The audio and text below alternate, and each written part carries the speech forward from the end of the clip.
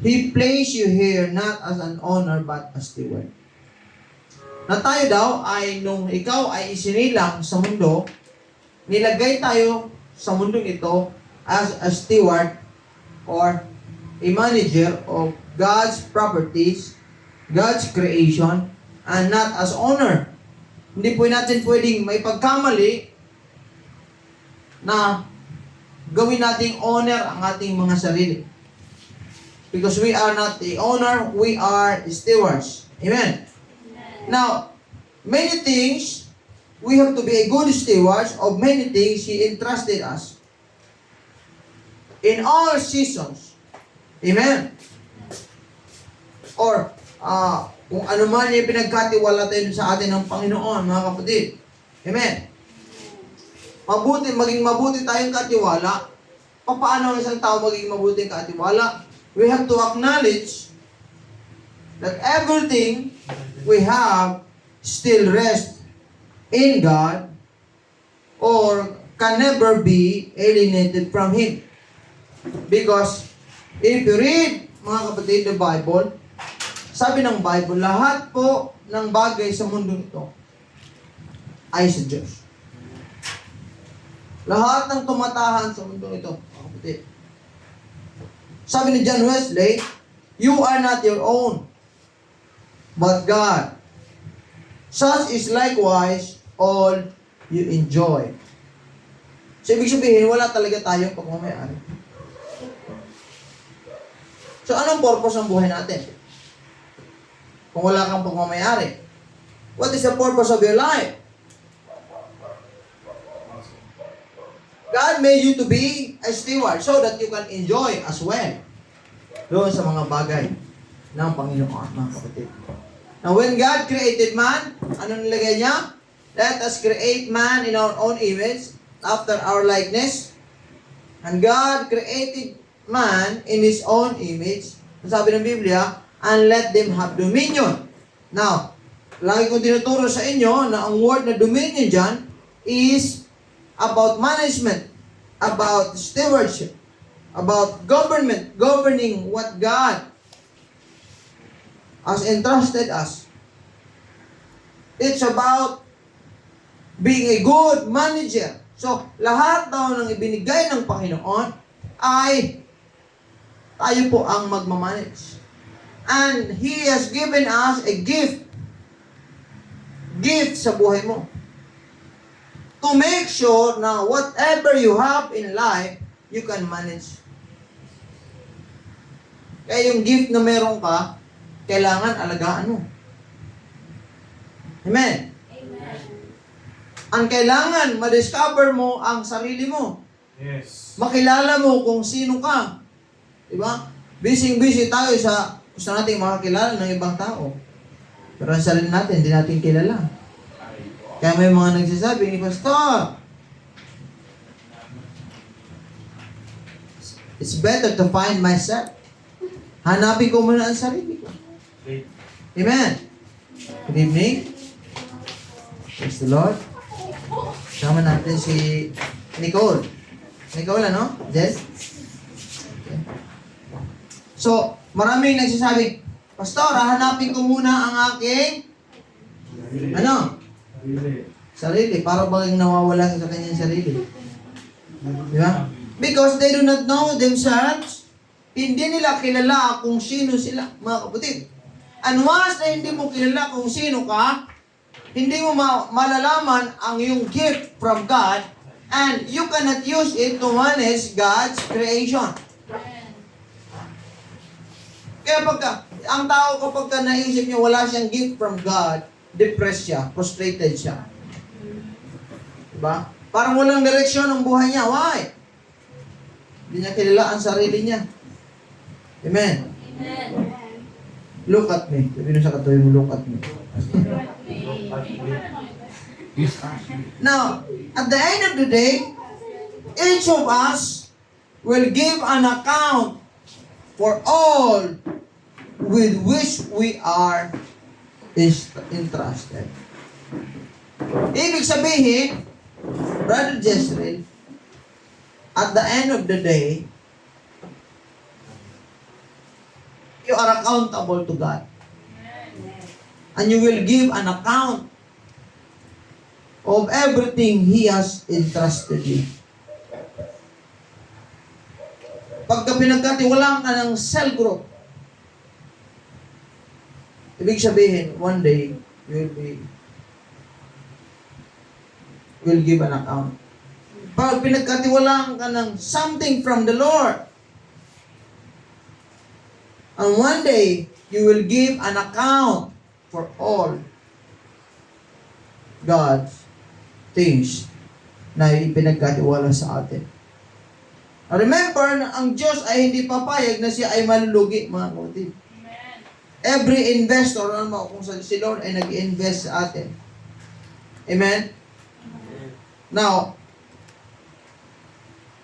we will give an account to God whether did the investment of our gifts and talents have an impact for the kingdom of God. Ibig sabihin, ang buhay mo, ang gift mo, should be used for the glory of the King and to have an impact in the kingdom of God.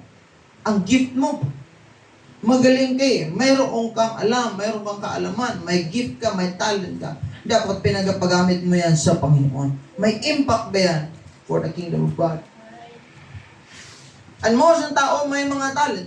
Lahat tayo may mga gift tayo. Maraming gifted, mga kapatid. Yes. Sa mundo ito.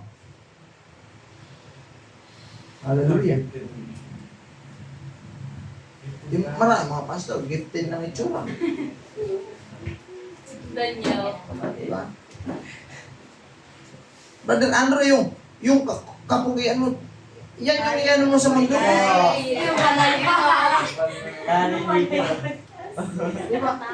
Pag nagganong ka, gamitin ako ng evangelism.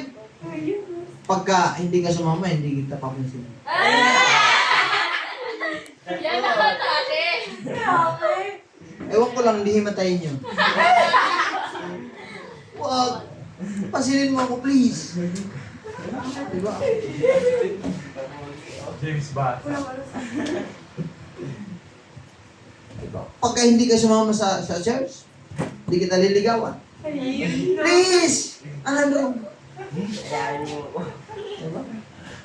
Lumayo ka sa akin.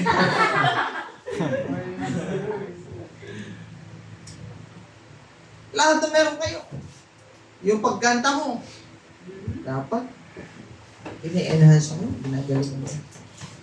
Amen!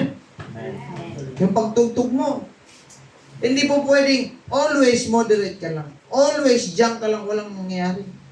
Hindi ka nag-i-improve. Ang panahon, lumilipas. Ang talent, ang gift mo, same at same pa rin. Amen? Amen. Kaya yung ibang tao, mga kapatid, dahil sa sobrang gifted nila, napapakinabangan sila ng kaaway. Yung gift nila, na-enhance nila, kaya lang na ang nakikinabang ang sanlibutan. Ang mundo, mga kapatid. At ini-empower sila ng mundo na yung kanilang mga talent magamit talaga para sa kapurihan ng kaaway, mga kapatid. Dahil maraming gifted, ang kanilang pinagsisilbihan na lang, pera, mga kapatid. Sa atin, hindi po pera, kundi ang pera ang magsisilbi sa atin. Amen. Hindi tayo magsisilbi sa pera, mga kapatid. Amen. Yes. We cannot serve two masters. Kundi isa lang, mga kapatid. Because we will love another or we will hate another, mga kapatid. Hallelujah. You cannot serve God and money. Now, therefore, bawat isa sa atin should carefully invest in the things na mag-glorify sa ating Panginoon. Hello? Amen. So, each of us should carefully invest on the things that glorifies God. Whether in your financial, whether sa inyong gift, talent, Whether sa inyong time, nag-invest ka ng time sa Diyos. Nag-invest ka ng iyong talent para sa kapurihan ng Panginoon. Amen. Your gifts was given by God. Your talent was given by God. And the time you have was given by God for Him and for His glory. Amen. Hindi tayo pwedeng malinlang, mga kapatid, na yung ating pong mga ini-enjoy sa buhay ngayon ay maibigay natin sa kaaway. Amen? So, you have to invest carefully, financially, time, or talent. Amen? Yes. And every opportunity. Amen? To have an impact pagdating sa mga bagay ng eternity. Amen? Amen. And while we are investing everything we have for God, we are prepared for eternal things, mga kapatid. We are preparing for our eternal future. Kasi lahat ng bagay lilipas. Amen. Tama ba? Right. Walang forever Yes. sa mundo. Hello, mga young people. Huwag kayo maniwala may forever sa mundo. Right. Kahit sabihin sa iyo dyan, ikaw lang. Sapat na. Ikaw lang sapat na. Sabihin mo, sabi ni Pastor, walang forever. Kahit ba Miami. Amen. Kahit Bombay. Sinabing, ikaw lang, sapat na. Sabi mo, bakit pakulam ka ni Pastor? Diba? So, mga young people, habang marami pa tayong oras, or hindi man natin alam kung anong panahon ang Diyos babalik, or kailan tayo kukuhain ng Panginoon. Therefore, ang ating pong time ay precious. Ang ating pong talent, or anything God entrusted us, is very important. So you have to be very careful kung saan mo ini-invest ang iyong time. Hello? Yes. Gusto saan ko in-invest ang time ko? Sa TikTok. Ay, bro. Diba? Skibidi yan si Boss. Ano ba yan? Diba?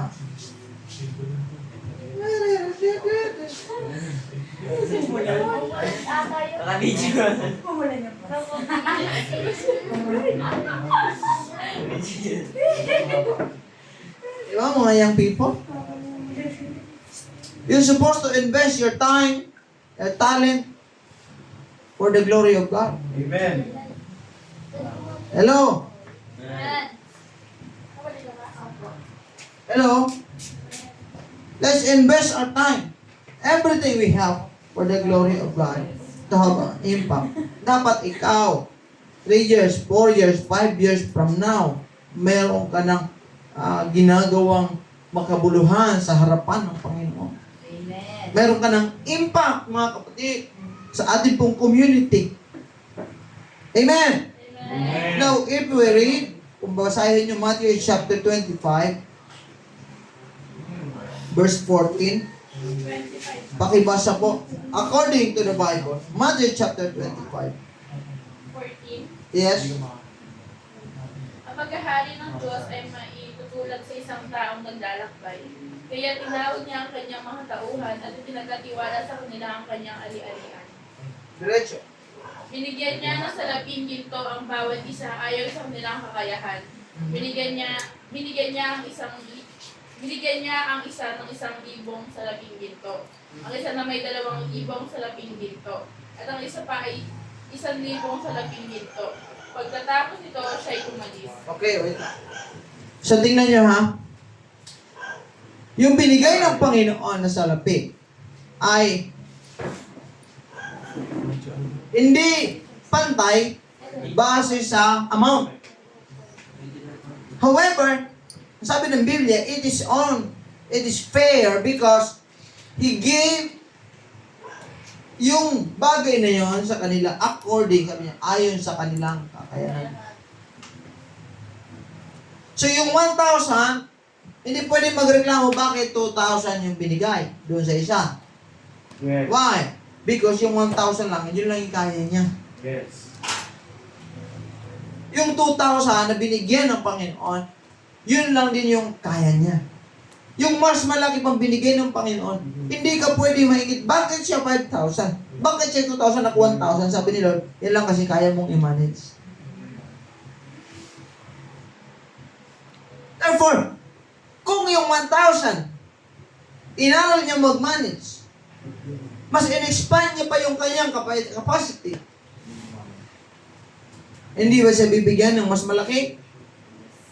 Kaya sa panahon natin ngayon, yung mga taong kukunti lang yung kanilang blessing, kukunti lang yung kanilang, minsan nagreklamo sila, bakit sila binibless? For sure, huwag kayong mainggit sa mga binless ng malaking amount, malaking pera. Magkaroon sila ng 100,000, 1 million, huwag kayong mainggit. Expand your value. Yung kakayanan nyo mag-manage and God will entrust you. Pag alam ng Diyos, kaya mong i-manage. Kaya tingnan mo yung tatlo niya. Binigyan ng Diyos ayon sa kanilang kakayanan. Kung ikaw, binigyan ka nila ng 1,000, di mo kayang lagyan ng tithes. Ano na binigyan ka pa ng 5,000? Hindi ka na talaga magta-tithes. Sabi ni Lord, so hindi mo pala talaga kaya. So, forever kitang bibigyan ng 1,000. Nagulat ka si Andrew, kasi nagtatay si Andrew. Gulat ka si Andrew, nag-level up ng 100,000 na.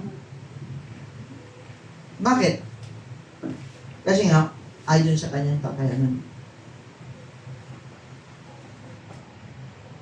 Amen? Amen. Diretso? 16 po ka, sir. Yes?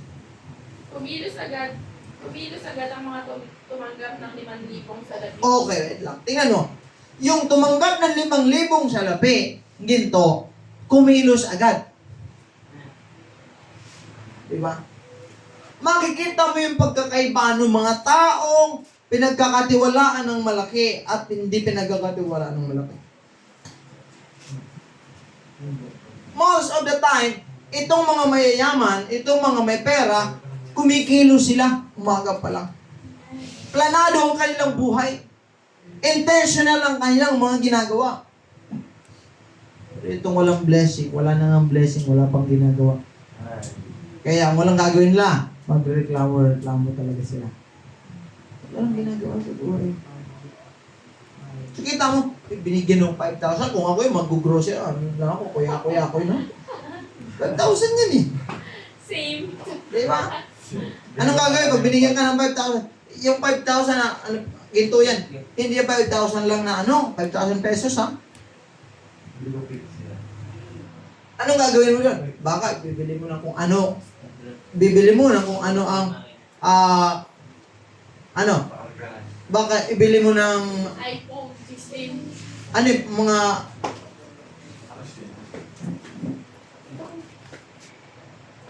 diba? Ibili mo sa TikTok. Shop. Aray. Ha? Baka ibili mo na ng ano pa? Pastor, bili ko ng milk tea. Libre ko yung mga kaibigan. So yung 5,000 binigyan ay sila ay kumilos agad diretso. Kumilos agad ang tumanggap ng 5,000 sa labing ginto at pinangalakal. Pinangalakal. Ano yung sabihin? Nag-business siya. Ibig sabihin, sa Bible, ang paraan talaga para ikaw ay business. Huwag kang papayag na hanggang huling sandali ng buhay mo, ikaw ay empleyado. Yes. So ano yun? Nangalakal siya. Ibig sabihin, trading or business. Go. Kumita siya ng 5,000. Kumita siya ng 5,000. Grabe. Ibig sabihin ngayon, mag-ipon ka lang ng 5,000 ngayon. ipon ako, pastor, hanggang December, may 5,000 ako. Pagka December, hanap na ako, studyhan ko na itong negosyo. Kasi mamanage ko ng ayos. Kasi ilang buwan ko yung pinag-ipunan eh. So, anong gagawin ko? Anong ginawa nun? Nag-trade or nag-business. Okay, diretso. Kaya hindi naman ang tumanggap ng 2,000 sa labing ginto. Ay kumita pa ng 2,000 sa labing ginto. Wow. Parehas sila. Yung 5,000, ilan yung kinita niya? 5,000 din. 100%. Yung 2,000, kumita ng 2,000. 100%. The same percentage. Diretso? Ngunit ang tumanggap ng 1,000 sa labing ginto ay humukay sa lupa at tinago ang salaping ginto ng kanyang Panginoon. Diretso? Pagkaraan ng mahabang panahon, bumalik ang Panginoon ng mga tauhang iyon at sila'y pinagkulat. Lumapit ang tumanggap ng 5,000 salaping ginto at sinabi, Panginoon, ito po ang 5 salaping ginto na iniwan niyo sa akin. Head naman po ang 5,000 salaping ginto na tinubo nito. Sinabi sa kanya ng Panginoon, magaling, tapat at mabuting lingkod. Halika, samahan mo ako sa aking kagalakan. Naging tapat ka sa kaunting halaga, kaya gagawin kitang tagapagmahala ng malaking halaga. Okay. Grabe. Palampakan natin itong naging tapat ka sa maliit na halaga. Yes. Ibig sabihin, ang focus ng church is hindi para maging tapat ka sa malaki. Aha. Amen. Kundi, maging tapat ka. Kasi nga, sa ngayon, wala namang bibigay sa ng malaki agad. Yes. So, yung mga maliliit na mga bagay na tinatanggap ninyo sa Panginoon, kahit gaano po man yung kaliit yung amount yan, gusto ng Diyos, tinitingnan ng Diyos kung gaano ka katapat sa maliliit na bagay. Right. If you are not faithful sa mga maliliit na mga bagay, sinasabi ko sa iyo, imposibleng maging faithful ka sa mga malalaking bagay. Yes. Correct. Absolutely. That's why si Lord, piniprepare ka ng Diyos sa pamamagitan ng mga maliliit na blessing sa iyo. Piniprepare ka, tinitingnan ng Diyos yung attitude mo, yung character mo, if you will be faithful sa mga maliliit. Because He is prepared. God wants to bless you. God wants to prosper you. That is the plan of God. Gusto niyang pagpalain ka. According to Jeremiah 29 verse 11, I know the plans I have for you. To prosper you, not to harm you. For you to have good success. Gusto talaga ng Diyos yan. Kaya lang, ipadadaan ka ng Diyos sa management at una bibigyan ka ng mga maliit na bagay and He will try you. He will test you kung kaya kang pagkatiwalaan sa mga maliit. Kaya lang most mga Christians, pagdating pa lang sa maliit, ligwak na. Sabi Lord, how can I give you something greater if so ganung mga bagay, ligwak ka na.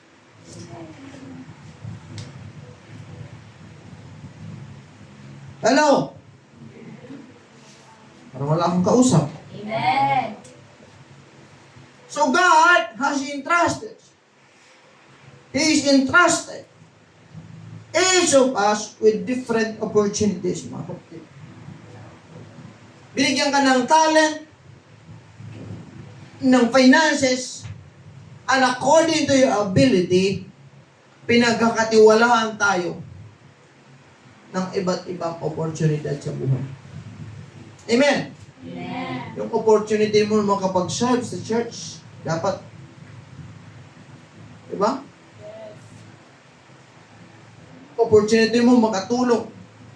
Opportunity mo makapag-serve sa Panginoon. And the Lord expects us to respond properly. Noon sa tiwala na ibinigay niya, nilagay niya sa atin mga kapatid, by using His possession, yung kanyang pagmamayari, kailangan i-manage natin yung kanyang mga bagay, yung kanyang mga likha, mga kapatid, wisely, nang maayos in preparation for His return. Kaya sa paglilingkod mo sa Diyos, kailangan ayusin mo. Amen. Amen. Yes. Amen. Kasi pag bumalik ang Panginoon, tayo ay magbibigay accounting sa Kanya. In His return, we will all give an account kung paano po natin ginagamit yung Kanyang mga bagay, yung Kanyang pagmamayari sa buhay natin. Amen. That's why I'm telling you, God is about to bless you. How many years from now, i-bless ka talaga ng Panginoon? Amen. However, papaano ka pagkakatiwalaan ng Diyos sa malaking blessing? Kapag ka naipasa mo, marunong ka mapagkatiwalaan sa mga maliit na blessing. Yes. Amen? Amen. The test must be passed, mga kapatid. Amen. Ang objective ng Panginoon, kaya binigyan ka ng test for you to pass the test. And once you have passed the test, mayroon siyang reward sa atin. Nagle-level up tayo sa ating faith, nagle-level up tayo sa ating pong status, sa ating pamumuhay, nagle-level up tayo sa ating faith sa Panginoon. But the devil comes to tempt you. And the primary objectives of the devil is for you to fail the test. Yes. Kaya i-distract ka niya. Sister, i-distract ka ng kaaway. Ano yun? Ka munang magsimba. Pagka nagsimba kasi matututo ka, iiwanan mo na yung ginagawa mo. Tinatem ka ng kaaway. Huwag ka munang makinig sa Word of God. Bakit? Di ba may bisyo tayo? Pagka nakinig ka tapos nilagay mo sa puso mo, hindi iwanan mo na yung bisyo mo. Because ang objective ng kaaway ay para mag-fail ka. Para mapariwara ang buhay mo. Para hindi ka makapaglingkod sa Diyos, mga kapatid. So let us be wise, mga kapatid. Each of us will be judged according to our faithfulness in the use of our gifts and talents and opportunities na binigay ng Panginoon sa atin. So ikaw at ako will be judged kung tayo ba ay naging tapat sa mga bagay na pinigay sa atin ng Panginoon. That's why ngayon pa lang, kailangan mo talagang lalong makilala si Lord sa buhay mo. Amen. Amen. Yung gifts mo, yung talent mo, yung opportunities, mga kapatid, na binigay ni Lord sa iyo, huwag mo nang palampasin, mga kapatid. Amen. Amen. Mayroon po tayong mga responsibility to use everything na binigay ng Panginoon sa buhay natin wisely. Let us be wise, mga kapatid, sa ating paglilingkod sa Diyos. Let us be wise. In accordance with God's will, amen, Amen. our stewardship will determine our position of authority in heaven. Sabihin, may reward si Lord sa atin. At binabase po sa atin pong mga stewardship. Amen. Amen. Matthew chapter 25 verse 1, verse 21, His Lord said unto him, Well done, the good and faithful servant. Wow! Ito yung dalawang maririnig ng tao sa huling panahon. Well done, the good and faithful servant. Yung pangalawa, Depart from me.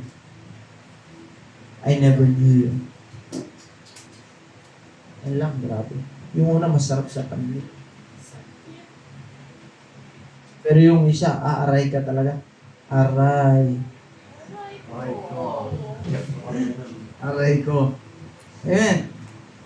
Thou hast been faithful over a few things. Ito, sabi niya, naging matapat ka sa mga maliliit na mga bagay, I will make thee ruler over many things. Wow. So, ang susi sa mga malalaking pagpapala ay ang katapatan natin sa mga maliliit na pagpapala. Amen. Parang wala akong kausap ngayon. Ha?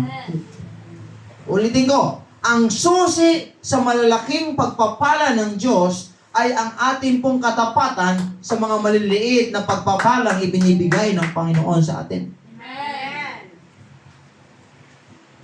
So if you want to be blessed by God, be faithful sa Kanyang ibinigay sa iyo. That's why sinasabi ko, give God the reason to bless you. Amen. At ikaw po ang magdidictate kung gaano ka i-bless, kung papaano ka i-bless ng Panginoon. Amen. Amen!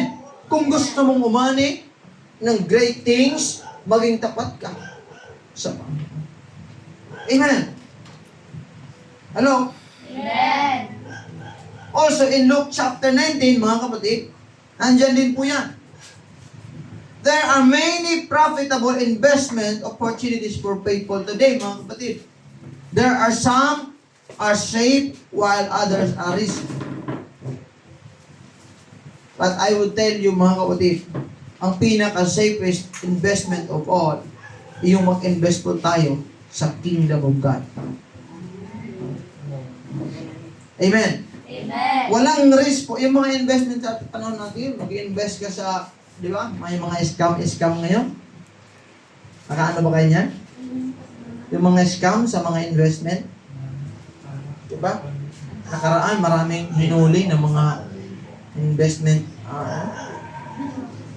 Lalo na yung kapa. Lalo yung kapa? Dati? Yung sa Mindanao? Grabe. Nabudol kami, 100,000. 100,000 pa naman, sinabi pa naman, ilang percent yata yun. Biglang nawala mga kapatid.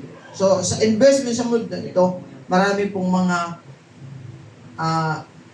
risky investment mga kapatid.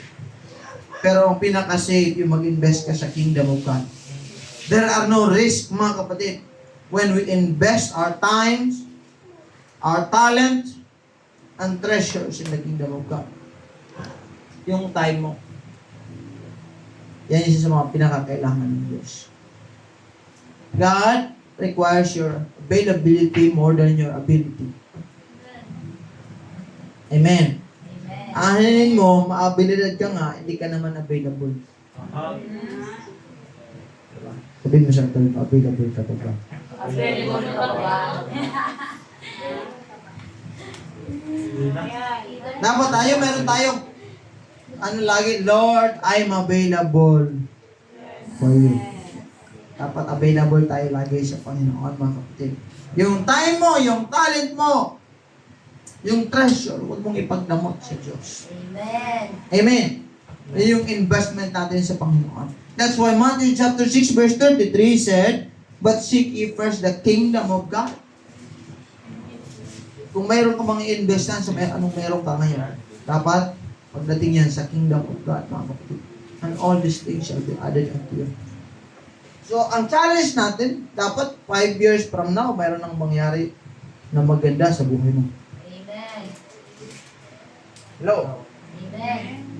Dapat 5 years from now, mayroon ng improvement sa iyo.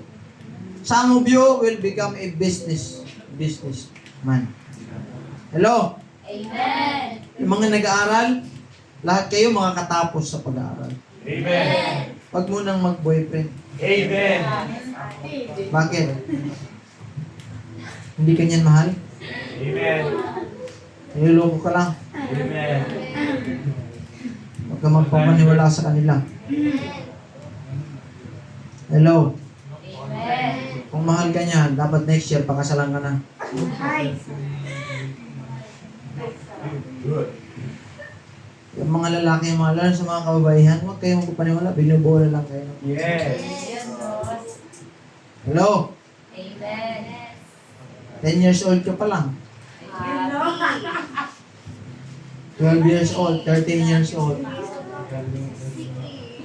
Mag-focus ka sa pag-aaral mo. Huwag kang magpapaniwala sa mga pagbobola. Sabihin mo parang ikaw yung sinasabi ni Pastor. Parang Okay? Perhaps, mga kapatid, it was a fear of investing unwisely that caused the wicked servants failure to invest in master's goods. Ano ibig sabihin, mga kapatid? Yung mga taong takot mag-invest sa kaharian ng Panginoon, mga kapatid. Sabi ng Biblia, they called them wicked servants. Satan will use fear. Kumbaga, yung mga taong laging nagdududa, bibigay ko ba yung time ko kay Lord? Yung talent ko, sa halip na ibigay ko kay Lord, ibigay ko na lang kaya sa mundo. Diba? Pustahan. Gagamitin siya, ano? Diba? So Satan will strike fear in your heart to invest in the master's goods, mga kapatid. In the kingdom of God, mga kapatid. Gagamitin niya. He will try to prevent us from properly investing our spiritual talents. Amen. Na ibinigay ng Diyos sa atin, mga kapatid. Bibigyan ka ng fear, ng doubt. Rather, ano? Ako sa'yo, huwag ka na lang mag-hip-hop ka na lang.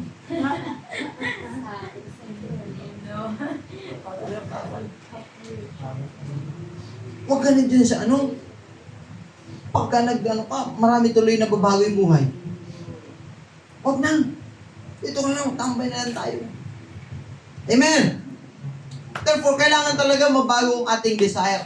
Dapat ang ating desire, hindi na para sa atin, hindi na para, dapat akong ma-highlight, dapat akong makita, dapat akong napapansin. No! The moment naglingkod ka sa Panginoon, dapat ang iyong mga mata hindi nakatutok para sa sarili mo, kundi nakatutok sa Panginoon. Everything I do is for the glory of God. Everything I want is for the glory of God. Everything I will do is para sa Panginoon. So, ang mata mo, hindi na nakatingin sa sarili mo. Amen. Hindi ka na nag-crave ng highlight. Ayan, yung spotlight. Kailangan talaga ako makita talaga. Diba? Kailangan talaga. Lagi mong tinitingnan. Yan yung mga tao ngayon. Priority nila ang kanilang mga sarili. Hindi ako magsisimba kasi kailangan kong kumita ng pera. Diba? Mas mahalaga yung tiyan ko kaysa sa ulo ko, kaysa sa Panginoon. Mas mahalaga yung bulsa ko kaysa sa Panginoon. Amen? Amen. So God expects and trusts us to invest our time, our talent, our treasures wisely. Kailangan wise ka. When we invest in the kingdom of God, we make preparation for our eternal future at His return. Oh. Amen. Amen. Kung ikaw pa naman si Lord, yung mga tao ayaw sa iyo, nag-invest sa iyo, papapasukin mo sa kaharian ng Diyos. Diba? Yung mga tao, diba? Kayo, sa tingin nyo, papasukin nyo ba sa kaharian yung mga binaliwala kayo? Ha? Oo. Kaya lang, hindi yan uubra pagdating doon, hindi ka pa rin ang Diyos, hindi. Kaya nga pupunta talaga doon, lahat walang madumi. Dito sa mundo yung love your enemy, pero doon wala nang enemy. Walang makakapasok na enemy doon. Hello? Kaya nga ginawa ni Jesus, mga kapatid. Ginawa ni Jesus ang kanyang ginawa 2,000 years ago to make sure na wala tayong maikakatwiran sa kanya pagdating ng panahon. Lord, namatay ka lang naman para sa kanya, di ba? Sabi niya, no. I pay the price for everyone. That so that whosoever will believe in me shall not perish but have everlasting life. But you choose not to believe. You choose yourself more than God. Amen. Amen. Kaya hindi tayo dapat, kaya wala tayong may pagmamalaki, wala tayong may kakatwiran sa Diyos. Ay, Lord, di ako nagpunta sa church kasi yung pastor, nakikita ko dun.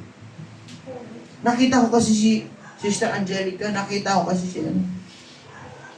Pastor, hindi ako nakapunta kasi, ay Lord, hindi kasi ako nakapaglingkod kasi natisod kasi ako eh. Amen. Sabi ni Lord, Ikwento mo sa pagong. So, Lumayo ka sa akin. I never knew you. Amen. amen. So we have to be careful. We have to be wisely investing on meron ka. Number one, yung time mo. Yes. Lord. Kaya salamat sa Diyos, nandito ka ngayon. Yes. Sabihin mo kay Lord, kahit late ako. Kahit late ka, okay lang. At least nag-invest ka. Amen. Amen. Now, let's talk about the owner and the steward. There is a parable in the Bible, mga kapatid, about the owner and the steward. So, tingnan mo yung binasa natin kanina sa Luke and Mark. This is a parable of owner and the steward. Ano yung sabihin? May-ari at yung Wala pa mahala. katiwala. Ang tawag niya, mga kapatid. Amen. Now, the owner, what this means? The owner he owns the property. Everything belongs to the owner, including the steward and his servant. Now, the owner has the right to do whatever he wishes with his goods. Ibig sabihin, ang Diyos ang may-ari ng lahat. Pati ikaw, ako, sa Kanya. Yes. Mayroon siyang right to do whatever. That's why, meron tayo, Lord, let your will be done. Amen. Amen. Now, meron tayong tawag, the owner's trust. Now, the owner entrusts his stewards to administer. Now, anong trabaho ng steward? Because God is a spirit, and He created a material things or material beings, which is the earth. Gumawa siya ng visible kingdom, which is the earth, mga kapatid. And He put a man on earth at binigyan niya ng limited time, 24 hours every day, to manage His creation.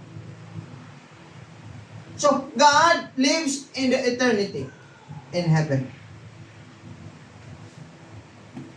At tayo, binilagay tayo sa isang place na hindi po eternity. So, kumuha si Lord ng kukunting time doon sa eternity at binigyan tayo ng oras para pamahalaan yung kanyang mga pagmamayari. So, each and every one of us, meron tayong equal time. Siyempre dito yung 24 hours lang yung oras niya. 23 hours. Meron ba? Wala kang dapat palusot sa Diyos kasi pare-pareho tayo. Binigyan naman. So, God has given us limited time to fulfill our assignment to God. Now, therefore, kailangan alam mo ang assignment mo sa Panginoon. O sige nga, makapagbibigay ng alam ng assignment niya sa Panginoon. Meron ba sa inyo? Nakakaalam kung anong assignment niya sa Panginoon? Okay? Bibigyan ko ng reward. Ha? Hello? So God is eternal God, lives in eternal place called heaven.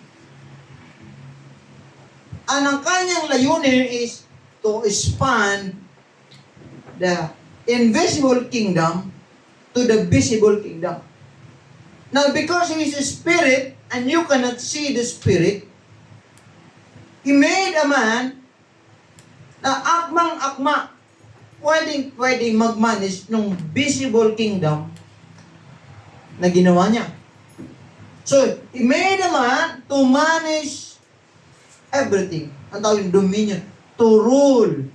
To govern. So, tayo po ang pinakakaisa-isa ang species na ginawa ng Diyos na mayroon lamang pag-iisip to manage and to rule everything. So, ikaw at ako, manager ng Panginoon. Amen. Ikaw at ako, ruler ang ginawa ng Panginoon. Usan ko yung aso. Amen! Mahirap po kung yung aso yung magiging amo mo. Amen! So as the owner, he has the ultimate power. So, gusto ni Lord, lahat ng kanyang nilikha, kailangan make it better. Make it better. Yes. Amen. So, lahat ng i-entrust sa'yo dapat habang tumatagal, nagiging better and better and better and better. So, ang lalaki, may asawa dapat. Pagka binigyan ka ng babae, naging asawa mo, wala pa man dito, dapat habang tumatagal, siya ay naging better and better and better and better. Yes. Pag binigyan ka ng trabaho, habang tumatagal, you become better and better and better sa trabaho mo. Binigyan ka ng blessing financial, habang tumatagal, naging better ng better ng better ng better. Ano yung paraan dyan? Management. Amen. Hello? Amen. Una, ano yung unang requirements? Must be in the presence of God. That's why, yung first human being, nilagay niya sa presence ni Lord. The garden. Pangalawa, there must be a word of God. Adam talk to God every day. May meeting place sila. Ano ba yung meeting place natin? Church. Hindi lang church. Yung prayer. Pangatlo, may command ang Diyos sa kanya. You obey the commandments of God. Pang-apat, ang utos sa mga kalakihan, kailangan ituro mo to sa next, sa iyong mga anak, sa next generation. Now, when they disobey, nagkaroon ng kamatayan. At yan ang nangyari sa tao mga kapatid. So God has the ultimate power and authority over everything. However, He entrusts us to administer His possession on His behalf. Ibig sabihin, sabi ng Biblia, do it for the glory of God. Amen. Hello? Wala akong kausap ngayon. May mga nag-drawing ba dyan? So everything you do it for the glory of God. Because He entrusted you that possession, that blessings, that talent on His behalf, mga kapatid. He gives you the authority over His possession and a talent to manage His goods wisely, mga kapatid. And He expects us to respond properly to the places in us. Now, ano yung expectation ng Diyos sa atin po, mga kapatid? Ano yung expectation ng Panginoon? We are expected to protect and keep, mga kapatid, the portion of the owner's good, which we are entrusted to. So, ang Diyos, nag-expect po na tayo ay protektahan natin, alagaan natin, i-keep natin yung mga bagay ng Panginoon po sa ating mga buhay. Amen. Amen. Bukod dyan, He expects us to utilize, maximize, mga kapatid, na kailangan yung blessing ni Lord sa'yo, yung gift ni Lord sa'yo, magkaroon ng increase. Amen. Amen. Magkaroon ka ng impact. Amen. Sa ating pong lugar. Now, the owner has the right to expect the stewards to be trustworthy in following his order by investing his position in a profitable manner. So, gusto ni Lord, matuto ka mag-invest. Saan ka dapat nag-invest? Lord. Lord. Lord. Dapat nag-invest ka sa knowledge. Hello? Ano ulit ito? Rain. Spiritual. Dapat kung nag-invest ka dito, nag-invest ka dito. Bigyan mo ko ng tao nag-invest dito. For sure, lalago siya. Amen. Dito! Relational. Nag-invest ka sa relationship mo. Saan? Relationship mo sa family mo? Relationship mo sa church? Relationship mo sa cell group mo? Relationship mo sa mga unbelievers? Relationship mo sa mga kakilala mo? Relationship mo sa business mo? Relationship mo sa trabaho mo? Relationship mo sa kapwa mo, churchmate mo? Every relationship you have, you invest. Make sure na magaling ka sa relationship. Huwag agad puro romantic relationship. Mga kabataang babae, ha? Ay. Lalaki. Mga menor. Huwag agad puro relationship. Yes. Mga menor. Ano na yan? Ha? Safe. Mga menor. Kung pinagagalitan ka pa kapag hindi ka nagugas ng plato, Aray. huwag mo na. Amen. Uy, opo. Dapat the best muna yung relationship nyo sa inyong mga magulang. Amen. Hello, may kausap ba ako? Yes. Amen. Safe. Diba? Hindi pa nga okay yung relationship mo sa nanay mo, sa mama mo. May karelasyon ka ng iba. Higit sa lahat, relationship mo sa Pinoon. Panginoon. Ito yung problema ngayon. Ang labo nga ng relationship niyo ni Lord, tapos magdadagdag ka pa. Diba? Tao dyan, kukuha pa ng kabit. Hello. Dapat si Lord muna. Hello? Amen. Si Lord niya, hindi kayo nag-uusap. Ah. Pero yung iba, lagi kang magkausap. Ano ba yan? Dapat si Lord muna, mga kapatid. Then sa family, mga kapatid. A relationship with yourself. Hello? And then also? Saan to? Intellectual. In your intellectual. Dapat kung mayroon na magaling sa Word of God, dapat yung isip mo punong-puno ng Word of God because it is your light. It is, sabi ng Biblia, it is the lamp unto your feet and the light unto your path. Dapat ito. Magaling ka sa intellectual. Punong-puno ka ng knowledge about God. Knowledge on the Word of God. Knowledge sa ating lipunan. Hindi puro puro vlog, puro TikTok. Walang knowledge doon. Ginagawa yan para maging mapurol tayo. Diba? Alam mo yung nangyari issue ni Wamos. Pero pag inano sa'yo, anong history ng Pilipinas? Sino pumatay kay Magellan? Sasabihin mo, mangingisda. Sino pumatay kay Lapu-Lapu? Si Si mangingisda. Layla.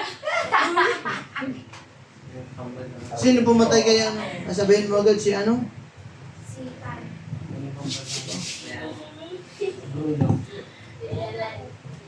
So huwag tayong papayag. Hindi tayo dapat kasali sa mga Ganyan. ganyang bagay, mga kapatid. Hello? Amen. Ano also dito? Sa health. Help. Pag nababayaan mo yung health mo, ikaw po ay mapapahamak. Andito. Financial. Hello? Amen. Palakpakan natin ang Panginoon.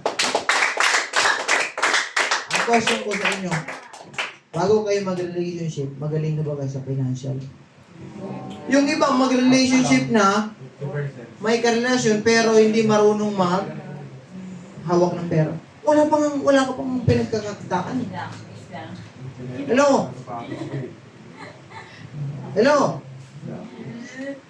Mahihiya ka. Yung pandate mo is inihingi mo lang sa ibang tao. Aray. Kukuhain mo sa magulang, pandate. Aray. Hindi naman budget yan, pandate. Kaya mayroon talagang stage, yung ganito. Sa stage niyo, kailangan mag-aral pa kayo ng mabuti. Kailangan matuto kayo ng mga bagay para pagdating ng panahon, kaya nyo i-handle yan. Kapag kami nadali nyo, hindi pa hinog. Mapaklayo. Passive. Kaya nga sabi ng Biblia, I the Lord Will make it happen. in the right time. Kaya lang, ikaw nagmamadali ka kasi mauubusan ka. Aray. Suga pa, Lord. Anong kasabihan? Kung maganda ka, maghintay ka. Pero kung pangit ka, bilisan mo na. Maganda ka ba? Kaya wala, hindi pwede. Kung alam mo, kamukha mo si Baki ka, Ikaw maganda ka. Magpadali ka pag gano'n. kung alam mo, ikaw ang pinakapangit sa mundo, bilisan mo na bukas agad. Yes! Bilisan nyo na. Tapos na, magkasama ka. Pero tandaan mo. Ako ka na lang. Hello? Yun. Pag nagsimula ka sa pangit, matatapos ka sa pangit. Hello? Huwag kang ma-engage sa iba. Pastor, sila may love life na. 30 years old na yun eh. Ikaw, 12 pa lang. Grade 3 ka pa lang. Ha? Huwag mo na agad madaliin, mga kapatid. Aralin mo muna, mag-aral ka mabuti. Amen? Dito. Kaya sabi ni Lord, Amen? You have to be wise, mga kapatid. At nag-expect ang Panginoon sa atin, maging trustworthy ka. Big sa stage mo na yan, dapat trustworthy ka. Right. Tanungin mo yung kataryo, mapagkakatiwalaan ka ba? Hindi na to. Paano sila magtitiwala sa'yo? Kung yung tao nga, hindi mo nang pagtiwala. Hello? Kailangan mo pagkakatiwalaan tayo. If we want to be blessed tayo ng Panginoon. That is given, mga kapatid. But expects us to be trustworthy in following His orders. Trustworthy tayo, mga kapatid. Also, dependability. Now, ang dependability is a virtue of the person that has learned the importance of being worthy of trust.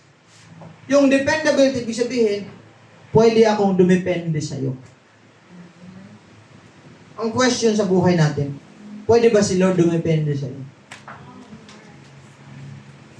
When it comes to your time, treasures, your talent, or everything that God has entrusted in your life, dependability ka ba? Can I depend on you? Or hindi ka pwede? Pag mong pagkatiwalaan yan, hindi ka tiwala. Amen. Amen. Now, the honor is gone for a time. Jesus, sabi ni Lord, I will go to the fathers. Ano sabi niya? I will prepare a place for you. Basahin niya natin, mga kapatid. Okay? John chapter 14.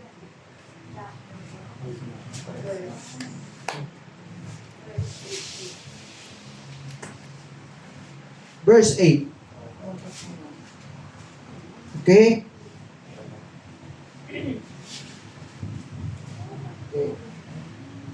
Sa Juan,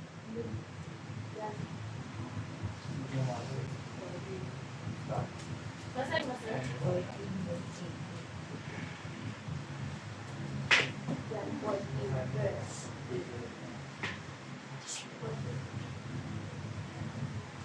Binabasa ko na.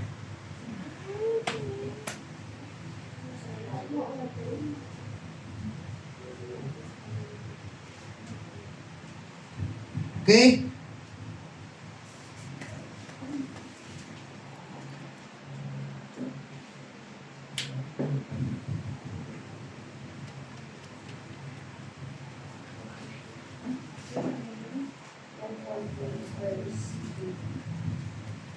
John 14, verse 2 to 3.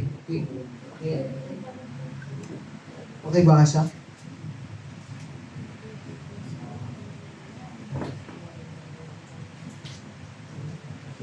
Yan ba kayo? Go. Sa bahay ng aking ama ay maraming silid. Kung hindi ito totoo, sasabihin ko ba sa inyong pupunta ko roon upang ipaghanda ko kayo ng inyong matitirahan? At kapag naipaghanda ko na kayo ng matitirahan, ako'y babalik at isasama ko kayo upang kayo'y magkapiling ko kung saan ako naroon. Okay. Sabi niya, I would go If were not so, I would have told you, I go to prepare a place for you. And if I go and prepare a place for you, I will come again and receive you. So, ibig sabihin, the honor of what we have is gone for a time. And will come again, and the time of His return is unknown, mga kapatid.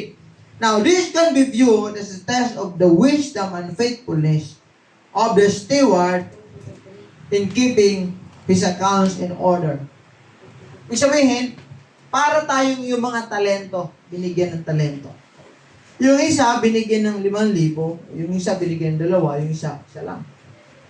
So, umalis yung kanyang amo for a small, specific amount of time at hindi nila alam yung kanyang pagbabalik. Parang si Jesus Christ. Hindi natin alam kung kailan siya babalik. However, yung kanyang pag-alis, mga kapatid, it is a test, mga kapatid, of the wisdom and faithfulness na atin pong mga buhay sa ating pagsunod sa kanyang mga utos. Sa kanyang pagbabalik, mga kapatid, He expected us sa kanyang pagbabalik na tayo must be prepared to give an account sa ating pong mga bagay na ipinagkakatiwala sa atin. Amen? Amen. Ibig sabihin, ang Diyos sa kanyang pagbabalik, nag-expect, mga kapatid, na tayo magbibigay account or prepare tayo to account sa lahat po ng pinamamahala sa atin ng Panginoon. And the Bible says, He will reward us. The owner has the right to expect His steward to live up to His standards. Kaya mga kapatid, tayong mga anak ng Diyos, may standards ang Panginoon sa atin. Amen? Amen. But the stewards trust the owner to reward faithfulness and obedience. I-reward talaga tayo ng ating pong Panginoon. Ano yung reward? Walang kapantay dyan. Kaya huwag mong i-compromise. Huwag mong ipagpalit ang Diyos sa mga bagay sa sanlibutan ito. Amen. Amen? Huwag mong ipagpalit ang Diyos sa mga love life. Huwag mong ipagpalit ang Diyos sa pera. Huwag mong ipagpalit ang Diyos sa trabaho. Huwag mong ipagpalit ang Diyos sa sarili mo. Huwag mong ipagpalit ang Diyos sa anumang bagay sa sanlibutan. Amen. He expect you to be faithful and obedient sa kanyang pong mga utos sa atin. Nag-expect siya sa atin. So, ang Diyos nag-expect sa iyo. Huwag kang ma-pressure. Maliliit pala yung binibigay ng Diyos sa iyo. So, ganyang maliliit, i-practice mo, ugaliin mo maging faithful. Para ipagkatiwalaan ka ng Diyos sa mga malaking bagay. Alam mo, hindi po mahirap pagkatiwalaan ng malaking bagay kung naging faithful ka sa mga maliliit. Amen. Iba ang Diyos, ano? Sa atin, madali magtiwala pagka maliit. Or pagka malaki, ang hirap magtiwala. Kaya hindi tayo agad basta-basta nagbibigay ng malalaking bagay. Hanggat hindi natin pagkakatiwala. Kaya yung pangalan nyo, sinasabi ko, yung pangalan nyo, ingatan nyo. Hello? Amen. Kasi ngayon, pinagkatiwala ka. Pagka sinira mo yung tiwala sa iyo, ang hirap ng tiwala ko. Amen? Ang hirap ng pagkatiwalaan. So, be a trustworthy disciple. Ang question ko sa inyo ngayon, pwede ba akong dumepende sa inyo? Kapag kakatiwalaan ba tayo? Amen. Bigyan natin sa Panginoon. So, sunod po ulit na ating pong pag-aaral, we'll talk about. We will continue the lesson po, mga kapatid. Kasi nga, napakahalaga sa buhay ninyo. Let me tell you this once again. Our success depends on our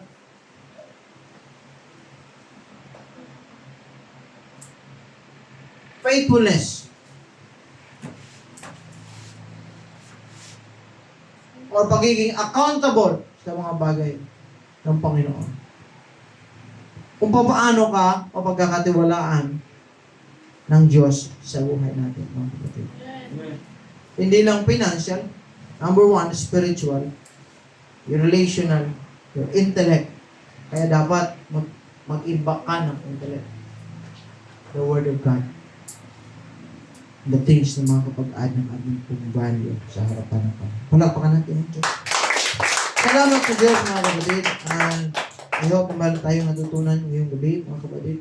So the honor of us, may expectation sa atin.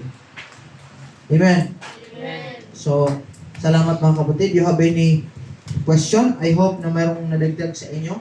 Magpalait tayo na pa. Meron kayong mga question? Bago tayo matapos mga kapatid. You have any question? Or ano? Sir, may Tayo ka, Brad. Tayo ka. nagulo naman na salvation issue po kapag hindi na-handle yung mga bagay na binibigay na maayos. Okay, thank you. So, sa Biblia mga kapatid, ang sabi ng work out your own salvation with fear and trembling. So when it comes sa mga bagay, depende. Halimbawa, financial, hindi ang salvation. Ang salvation issue is when we took out Jesus and His Word in our life. Yan yung salvation issue. Kapag kasi Jesus wala na sa'yo, hindi mo na sinusunod sa buhay niya. Bagay na utos niya sa iyo. That's the salvation issue. Pero, laging intact ang salvation as long as nandiyan si Jesus sa atin. Ganun tayo Jesus. Pero pagdating sa mga bagay na financial or anything, mayroong principle ang Diyos. You have to manage everything He has entrusted you. Ang salvation is a gift from God. Now, ang gift ba ay nawawala? Any question? Can we lose our salvation? Ha? Yes. Sino din? Yes. Sino hindi? Hindi. Pastor, forever yan kasi Jesus. Ang salvation hindi ginawa ng tao, kundi ginawa ni Jesus. Therefore, walang tao makapag-remove ng ginawa ni Jesus. Pero ang question is, mawawala ba ang salvation o hindi? Pag sa tao po, Pastor, Yes. mawawala po pag sa tao. Why? Kasi po, the moment na na-out ka na dun sa gift po nila yung salvation, the moment na lumayo ka kay God, wala nang salvation po. So, natatanggap ko yung salvation na once na namatay tayo tapos parang yung buong buhay po natin hindi tayo nag-serve the Lord. Wala po sa ating salvation kapag namatay tayo ng hindi nag-serve kay Lord. Yes. So, lumalabas na ikaw ang nagtrabaho ng iyong salvation, hindi si Jesus. Isa, work for your salvation. Work out your own. Ang iyong pagkaligtas. So, may naligtas ka na. So, nawawala, hindi. Sino yung nawawala? Taas kamay. Ha? Taas. Sino yung hindi nawawala? Taas kamay. So, kung hindi nawawala, ibig sabihin, pwede tayo magkasala. Okay lang. Ano po ba? Yung salvation po na gift ni Lord, hindi po nawawala. Pero po, the moment na nasa pag-given po kasi, di ba yung salvation? Mawawala ba sa tao? Sa atin? Oh, meron parang, Okay, pag-aralan niya next week, mga kapatid. Sa inyo, siguro, bibigyan ko ng ano. At sasabihin ko yung stand ko. Pagdating ng araw. Totoo ba ang one saved, always saved? Okay? Kristen. Once na ligtas ang tao, always ligtas na ang tao. Hindi. Or pwede bang mawala ang salvation ng tao? oh, pwede. Pwede na. So, Pwede talaga. Sige nga. Giving times. Hindi po pwede mawala yung salvation kasi Taas. hindi po pwede mawala yung salvation kasi po si God nag-sacrifice na siya para sa atin, para ma-achieve yun. Ang mangyayari na lang po, we can deny our salvation po. Kumbaga, binigay ni God yan, pero nasa yun yung kung tatanggapin mo hindi. Okay? Good point. Ganun. Okay? So, ibig sabihin, hindi pwedeng mawala ang salvation sa tao. Ano lang siya. Ikaw lang yung mag-ano kung deny mo. Ibig sabihin, can you lose your salvation? Basta, Oo, hindi lang. yung salvation, given na po siya ni Lord. So sa tao po, once na nag-backslide ka, kunwari, na ako, nandito na ako, bautismo na ako, nag-work, yung faithful, yung ano ko, yung pera na kay Lord nandito. Pero once na nag-out ako or nag-backslide ako kay Lord, doon ko po malulus yung salvation na, or yung eternal life na binigay sa kay Lord. Yung salvation po kasi given na sa tao. So, nasa iyo kung i-work out or i-pursue mo yung salvation na yun. Mhm. Okay? Ano? Pwede siyang mawala po so, Pwede simula. kasi Okay? Yes, Red. So, Pwede mo mawala? ang salvation. Oh? May kasalanan nga po na wala nang kapatawaran. So, kailangan talaga mo. Pwede din mawala talaga. Pwede mawala. Yes! Sabi siya. So, aralin nyo mga kapatid. So, halimbawa, oo, ang katwiran ko is, kung pwede palang mawala ang salvation, anong paraan para mawala? Kasalanan? Sir, hindi ba to repent? Hindi pagre-repent. Hindi, ibig sabihin, nung tanggap mo ang kasalanan, nag-repent ka na, tanggap mo ng kasalanan, at tanggap mo kaligtasan eh. Tapos ka na mag-repent. Tanggap mo na yung kasalanan eh. Ibig sabihin, kung natanggap mo na ang kaligtasan, pwede ba siyang mawala sa'yo? O hindi? Pwede. Pwede, di ba? Pwede talaga. Pwede mahulog sa amin ng Diyos. Okay? Oo. So, Sige, bakit hindi? Bakit? so, aralin niyo po yan mga kapatid. Hindi ko kayo nilito ha, pero Ask ko lang, Pastor. Yung mga nagbenta ng kaluluwa nila, Hindi naman pwede. spiritual, sa mga kaaway. hindi naman sila ligtas. Nag-antichrist, mga ganyan. Hindi nila natanggap ng kulitas. Hindi naman sila ligtas eh. Hindi, ito yung Okay, halimbawa, pag worship. binigay sa'yo, gift, sabi niya, ang salvation is a gift. So, sino ang pwedeng kumuha nun? Yung nagbigay.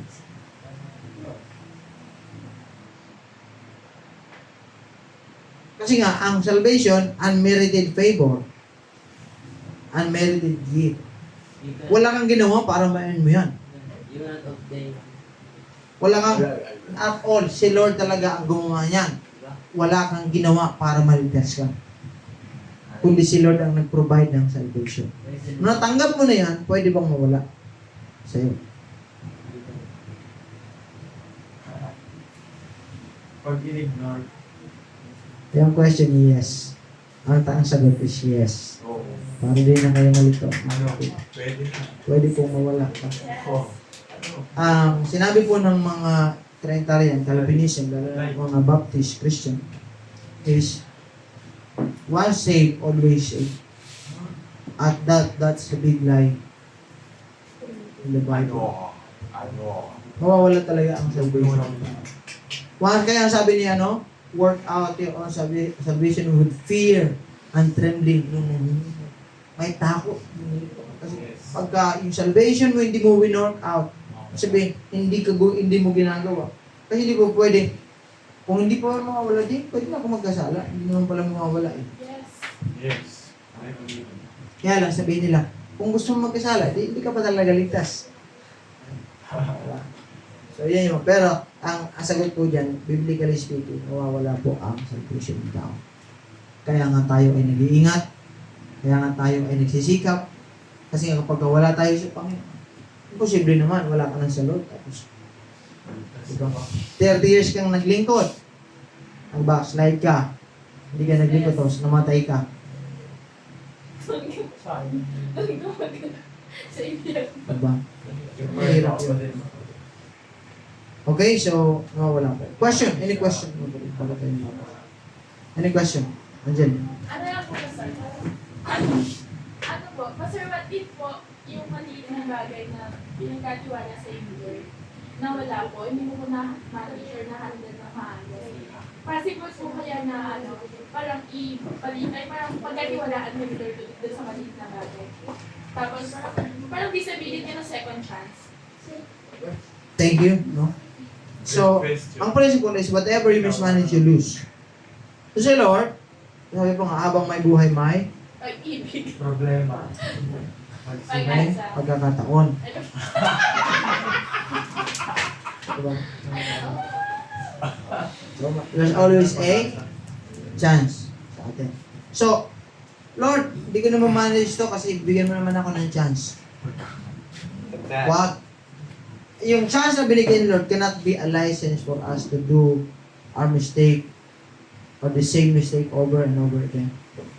It should not be your license to do that the same mistakes that you do in your life over and over again. Then, hindi ka pwede mag-expect ng another result. So, may mga bagay na pinagkatiwala sa'yo, kaya lang hindi mo na-manage. Mamamalayo yun sa'yo. Panibagong opportunity. Binigyan ko ulit ni Lord. So, dapat natuto ka na doon sa una. Kasi nga kapag hindi mo ulit na-manage yan, magiging gano'n na gano'n yung buhay mo hanggang sa matapos. So, you should be, wise. Yes. Tama? Hindi natin.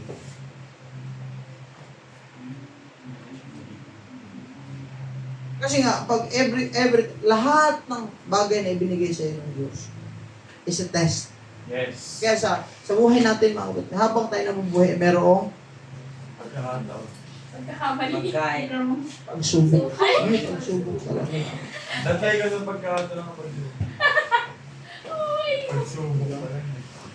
Kaya lang, kapag nag-fail ka, habang may buhay may, Pagkakamali. bangon. Pagkakataon. Dapat, matuto ka doon sa dati mo Kaya habang may buhay, Pagkain. may hininga. Tama? Yes. So pagka nandun ka na, nakabangon ka na mga kapatid. O habang may buhay may, Pagtulog ulit. Pagkasa. Pagbawi. Pagkakataon. may pagdiriwang.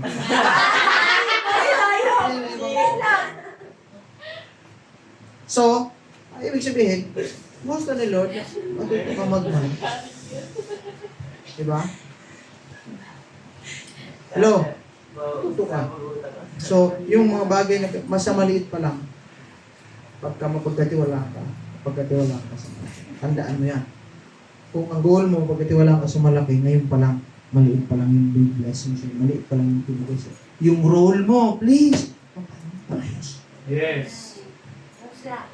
Kasi sinasabi ko sa'yo, lalo na yung mga primary, dadalhin tayo ni Lord sa mga malalaking, matataas na dadalhin tayo. Hallelujah! Any question pa, mga kapatid? Question pa more? Question? Kristen? Janice? Go ahead. Question si Janice. Curious lang po ako, Pastor. Yung salvation po ba, same po ba yun na parang bridge po? Ano ba yun? Bridge? Yun po ba yung, diba po kasi, ano ba? Yung salvation po ba is, ayun, parang siya po yung nagsiserve na bridge po para makalapit po. Okay. Ibig sabihin ng salvation is forever be with God. Ano? Sabihin, yung salvation is paano ko iba kasi, ang bridge kasi, ibig sabihin, instrument, yun. Ang bridge kasi instrument. Ano yung bridge natin para makalapit kay Lord? Yung the death of Jesus Christ. Yes. The cross. Yan yung naging tulay. So, ang pagka nawala na yung or nagkaroon tayo ng tulay, nandun na tayo kay Lord. That's what we are called, what we call salvation. Ang salvation is kapag walang bridge, walang ginawa si Lord, at forever na ganon, pupunta na kasi tayo sa kapahamakan, impyerno. Ngayon, ang ginawa ni Lord, gumawa siya ng tulay, mamatay siya sa krus ng Kalbaryo, para makatawid tayo kasi nga, design tayo para doon kayo sa side ni Lord. Parang ganito yan. Sa side ni Lord, may bangin, tapos dito, hell. Ngayon, we are marching towards hell, gumawa sila ng paraan para makatawid tayo sa Kanya. Yun yung tawag na salvation. Ngayon, kapag walang tulay, hindi si Lord namatay sa cross, walang bridge para makatawid tayo sa Kanya. So, nung nakatawid tayo, yun tinatawag na we are saved. Okay? So, yun yung we are saved. Ngayon, babalik tayo dun sa question na, kapag nandun ka na, saved ka na, maaari ka pa bang pahamak? Hindi ka na, hindi na Ha? Yes, Pastor. Pag na-save ka na, Aha. pwede mag-share ng thoughts mo, sir. Kasi, hindi ka mati-save. Ay, parang hindi mo tatanggap yung salvation nang hindi mo pa talaga parang full. Lahat, 30 years ka na naglingkod eh. Kay Lord eh. Pero kahit gaano katagal, pero yung puso, yung mind, yung ano. Andun na eh. Hindi mo makikita eh. Kumbaga, Pwede mo share ng that, Pastor. Kasi pwede po siyang parang hindi ka ulit maligtas. Tingnan mo. Ayun yung Pastor, logically po. Ano pa rin po yung bridge? Ayun yung Backslide. but what if nandun ka na sa presence ni God? Bumalik ka na. Butungan ka na naman sa bridge. okay, good. Logi. Kaya may eternal life eh. May eternal life talaga. Para wala tayong chance. Balik pa sa praise. Okay? So, salamat. Any question pa? Yes, Trey, may question ba? Question ba? Joey, Why? Christel, Brother Rod, may question pa ba? Nicole, Brother Troy, Alam mo na ba? may question ka ba? Huwag kang mahiya, baka meron. Hindi ako. Okay, so kung wala ng question mga kapatid, tayo po ay magsitayo. Thank God sa bawat isa nandito mga kapatid. Patuloy tayo mag-aaral ng Panginoon. Patuloy tayo matuto sa mga bagay na para sa Panginoon mga kapatid. As we go forward and to the next level of our life mga kapatid, patuloy tayong tinawag si Diyos. Let us pray mga kapatid. Dakilang Diyos, Panginoon, we honor you and we give you glory sa pagkakataon ito. Salamat sa iyong mga salita na aming napakinggan, O Diyos. Help us to become a good, great steward, Panginoon. Maging mabuting katiwala sa mga bagay na pinagkaloob mo sa amin, Panginoon. Finances man, Panginoon, o sa mga talent namin, O Diyos, sa aming panahon, O Lord. Everything na i-entrust mo sa amin. Help us to be a great manager, Panginoon. Sa lahat ng ipinagkatiwala mo sa aming ministry, Panginoon. Huwag mo kami hayaan, Lord, na makompromise kami sa mga bagay sa sanlibutan, buhay na pang sanlibutan, Panginoon. Patuloy mo kami, God, i-guide sa iyong daan. Patawarin mo, Diyos, ang bawat isa sa mga aming pagkukulang, sa aming pagkakamali, sa aming pagsuway, Panginoon, sa mga aming pagsunod sa aming sarili kagustuhan, Panginoon. Lord, continue to forgive us, Lord, kung minsan nasusunod ang aming gusto kaya sa gusto mo, Panginoon. Lord Jesus, patuloy kang magbigay sa amin ng kahabagan, pag-ibig, O Lord. Salamat po sa pagkakataon ito. I-bless mo kami at ingatan mo sa pag-uwi ang bawat isa, Lord. At patuloy na magampanan ng aming ministry, Lord. Salamat po sa kabutihan mo. Help us, Lord, na mas malalo pang matuto as ma-develop pa kami, Panginoon, sa aming paglilingkod sila. Yan sa iyong pagbabalik, O Lord, primary, lahat ng nandito, Panginoon, maranasan namin ang iyong kapangyarihan, maranasan namin, Panginoon, ang iyong dakilang pagpapala sa aming financial, emotional, sa family, Lord, sa anumang areas sa aming buhay. Salamat po sa kabutihan mo. Give us strength always, Lord. So we give you all the honor. Ingatan mo sa pag-uwi ang bawat isa. In Jesus' name we pray. Amen.